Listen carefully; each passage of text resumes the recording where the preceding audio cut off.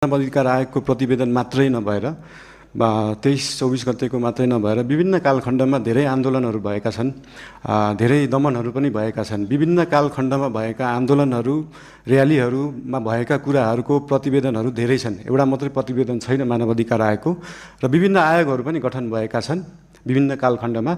आजसम्म नेपाल सरकारलाई बुझाइएको जति पनि आयोगका प्रतिवेदनहरू छन्, ती सबै प्रतिवेदनहरूलाई एकमुष्ट रूपमा नेपाल सरकारले अध्ययन गर्छ र गर्नुपर्ने काम कारबाही त्यही हिसाबले गर्छ। धन्यवाद।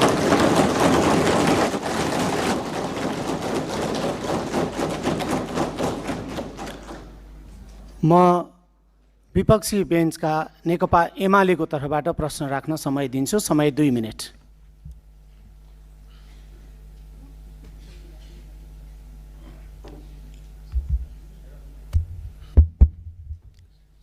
सम्माननीय सभा महोदय, सम्माननीय प्रधानमन्त्रीज्यूलाई वास्तवमा हाम्रो राष्ट्रको सार्वभौमिकता, राष्ट्रिय अखण्डता र स्वतन्त्रता हामी सबैको प्राणभन्दा प्यारो चिज हो। आज नेपालको भूमि हामीले दावा गरिरहेका छौँ, नक्सा जारी भइसकेको छ। त्यो भूमिमा त्रिपक्षीय सरकारको ठाउँ नेपाल, चाइना र भारतको, तर आज नेपाललाई व्यवस्था गरिकन भारत र चाइनाका तर्फबाट द्विपक्षीय समझदारी कायम गरेर जुन व्यापारिक मार्ग निर्माण गर्ने काम धमाधम भइरहेको छ, यो सन्दर्भमा नेपाल सरकारको धारणा के छ, सरकारले के गरिरहेको छ भन्ने सन्दर्भमा म प्रधानमन्त्रीज्यूसँग चासो राख्न चाहन्छु। धन्यवाद। सम्माननीय प्रधानमन्त्रीज्यू। माननीय सदस्यज्यू, लिपुलेक लिम्पियाधुरा सम्बन्धी बुझ्न खोज्नु भयो जस्तो लागेको थियो। यस सम्बन्धी नेपाल सरकारले अफिसियल रूपमा डिप्लोमेटिक नोट भारत सरकारलाई पठाइसकेको छ र त्यसको जवाब पनि आएको छ। त्यो जवाबमा चाहिँ दुईटै सरकारले आफ्नो इतिहासविदहरू राखेर, आफ्नो सर्वेयरहरू राखेर, आफ्नो भूमि सम्बन्धी जानकारी भएका व्यक्तिहरू राखेर टेबल टक मार्फत यो कुरालाई समाधान गर्ने कुरा भएको छ। र यस सम्बन्धी हामीले भारत र चाइनालाई मात्रै नभएर इङ्ल्यान्ड सरकारसँग पनि कुरा गरेछौँ। उहाँहरूले ब्रिटिस इन्डिया छोड्दै गर्दाखेरिको समस्या अहिलेसम्म हाम्रोमा भइरहेको हुँदाखेरि यसमा चाहिँ इङ्ल्यान्डले पनि सरकार राख्नुपर्छ भन्ने हाम्रो मान्यता हो। यो सबै कुराहरू टेबल टक डिप्लोमेटिक हिसाबले भएर समाधान हुने जानकारी गराउन चाहन्छु। धन्यवाद।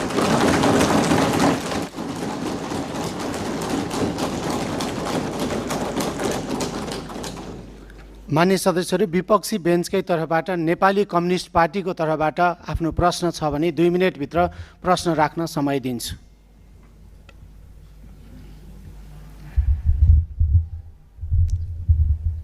सम्मान्य सभामुखज्यू, सम्मान्य प्रधानमन्त्रीज्यू आज संसदमा उपस्थित हुनुभएको छ। यो लोकतान्त्रिक परिपाटीलाई उहाँले आत्मसात गरेर सार्वभौम संसदमा उपस्थित भएर प्रश्नको उत्तर दिने जुन जमर्को गर्नुभएको छ, त्यसको निमित्त म सम्मान्य प्रधानमन्त्रीज्यूलाई हार्दिक धन्यवाद दिन चाहन्छु। म खास गरिकन 2टा प्रश्न यहाँ राख्न चाहन्छु। आज यो तयारी त्यति हाम्रो पुगेको छैन। सम्मानज्यू आइहाल्नुभयो, प्रश्न माग गर्नुभयो, त्यसैले गर्दाखेरि त्यो माग अनुसारको यो प्रश्न राख्नुपर्ने एउटा जिम्मेवारी बोध भएको छ। एउटा कुरो के छ भने हामीले राष्ट्रिय सम्मानलाई अत्यन्त महत्त्वका साथ हेर्नुपर्छ। कुनै पनि बेला हामी सम्मानपूर्वक जिउने कुरामा हामी प्रतिबद्ध हुनुपर्छ। वर्षलाई त्यसलाई टारेका हौँ। त्यसलाई अहिले आत्मविश्वास बढाउने भन्दा पनि देशलाई पैसा चाहिएको छ, पैसा बढाउनेतिर ध्यान गएको छ हाम्रो।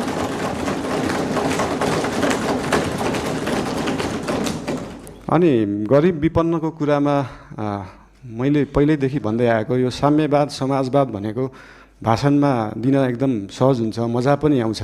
तर साँच्चीकै साम्यवाद, साँच्चीकै समाजवाद गर्ने भने हाम्रो काठमाडौँ महानगरपालिकामा मेयर हुँदाखेरिको म उदाहरण दिन चाहन्छु।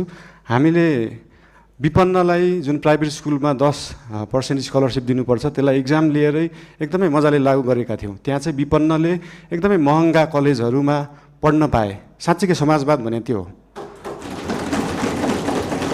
र विभिन्न महँगा अस्पतालहरूमा पनि हाम्रो ऐन कानुन संविधान बमोजिम नै 10% बेड चाहिँ विपन्नलाई दिनुपर्छ भन्ने व्यवस्था थियो। त्यसको लागि हामीले वेबसाइट नै बनाएर प्राइभेट हस्पिटल्सहरूमा सर्जरीसम्म विपन्नलाई गराउने व्यवस्था गराएको थियौँ। त्यही हो समाजवाद साम्यवाद भने चाहिँ त्यस्तो कुरालाई भनिन्छ।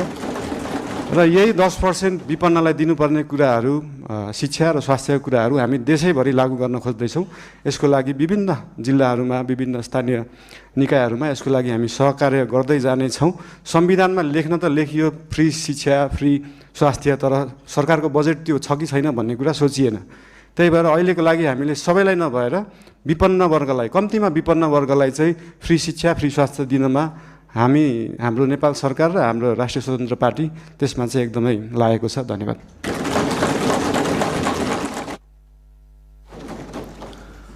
विपक्षी बेन्चकै तर्फबाट विपक्षी बेन्चकै तर्फबाट श्रम संस्कृति पार्टीको लागि म समय दिन्छु। 2 मिनेटभित्र आफ्नो प्रश्न छ भने राख्नुहोस्।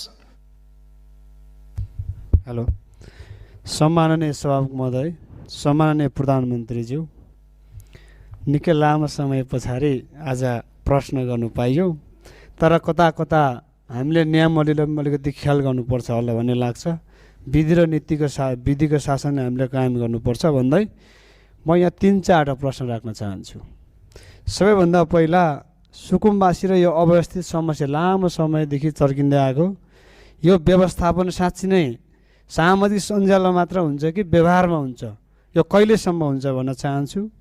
दोस्रो प्रश्न, नेपालमा सहकारीमा ठुलो घोटाला भयो, ठुलो तपाईँको समस्या उत्पन्न भयो, थुप्रै आन्दोलन भयो।